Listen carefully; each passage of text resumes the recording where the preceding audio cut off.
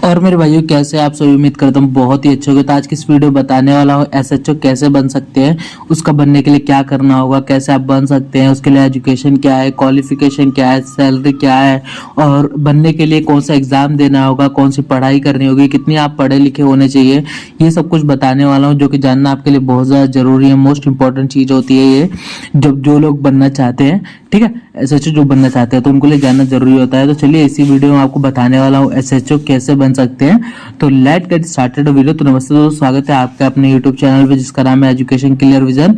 तो आज हम बताएंगे एसएचओ के बारे में कि एसएचओ कैसे बने। तो लेट गेट स्टार्टेड वीडियो, ठीक है।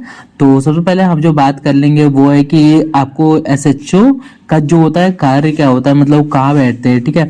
तो एक स्टेशन के मुख्य अधिकारी व थाने के प्रभारी एवं थाने के अंतर आने वाले जो मेन हेड होते हैं, मतलब स्टेशन हाउस ऑफिसर इसे बोलते हैं। जो एसएचओ का फुल फॉर्म होता है स्टेशन हाउस ऑफिसर होता है, इस नाम से जाना जाता है। ये थाने के जो होते हैं वो प्रभारी, मतलब वो थाने के इंचार्ज होते हैं। इंचार्ज होते हैं नहीं, जैसे थाने को एक संभालते हैं वही एसएचओ होते हैं, ठीक है। एसओ भी कहा जाता है इन्हें, एसओ भी कहा जाता है, ठीक है। बेसिकली एक स्टेशन का प्रमुख निर्धारण व थाने का इनके हाथों में होता है, मतलब एक थाने का निरीक्षण करना इनके हाथों के ऊपर होता है। उसका मुख्य कार्य व देखभाल स्टेशन के जो भी कार्यकाल अंतर्गत आते हैं कर्मचारी व कार्यों को देख रेख भी करना इनका ही कार्य होता है। वही अनुमंडल के देख व थाने का संपूर्ण गतिविधियों का संचालन करना इनका ही कार्य होता है। मतलब जो उनके थाने में कार्य हो रहे हैं वो सारा गतिविधियों को देखना उनका ही कार्य है। उनके उनके जिले मतलब कि जो उनके आसपास की जो भी गांव कस्बा या फिर शहर है वो सब कुछ देख रेख उनका ही करना है, क्योंकि थाने का इंचार्ज है तो उनको सबको देखना पड़ता है, ठीक है।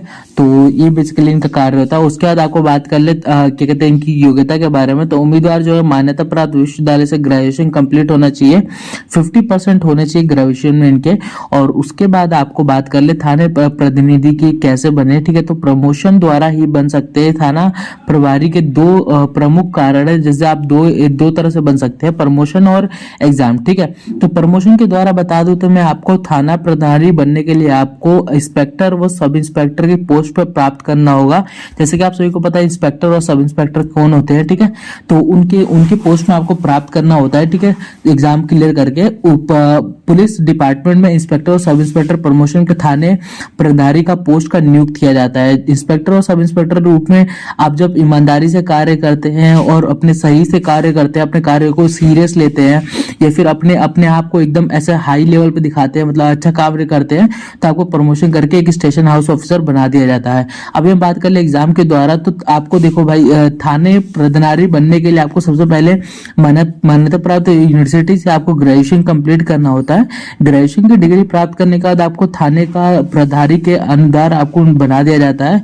सरकार समय समय पर थाना प्रभारी के भर्ती के लिए नोटिफिकेशन जारी करती है। उसके अलावा आपको आवेदन के एग्जाम क्लियर करना होता है। सब इंस्पेक्टर एग्जाम की तरह से ही इसी परीक्षा होती है। एग्जाम क्लियर करने के बाद आपको थाना प्रभारी के पोस्ट पे मिलता है। और पुलिस विभाग में कभी कभी सब इंस्पेक्टर एग्जाम माध्यम से भी आप थाना प्रभारी मतलब एक तरह से एसएचओ बन सकते हैं, नियुक्त हो सकते हैं।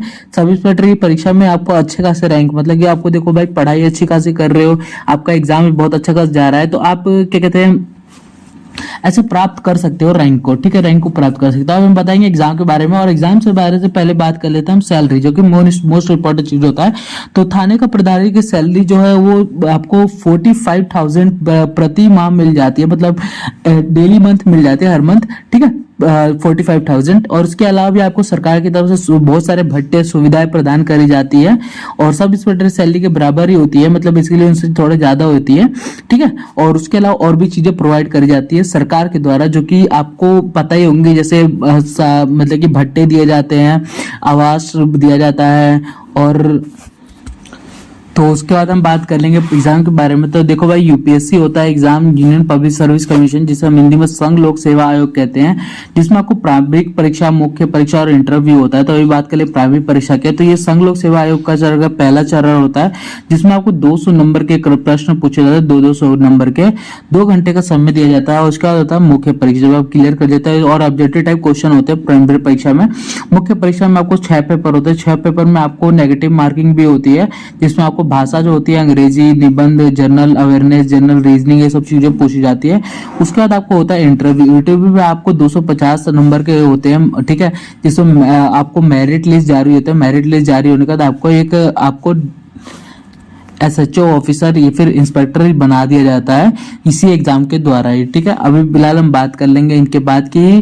भाई देखो, इस वाली वीडियो में सब कुछ कंफर्मेशन कर दिया है मैंने। अब यहाँ तक बने हो तो thanks for watching this video, like this video, share this, subscribe this channel. Thank you so much.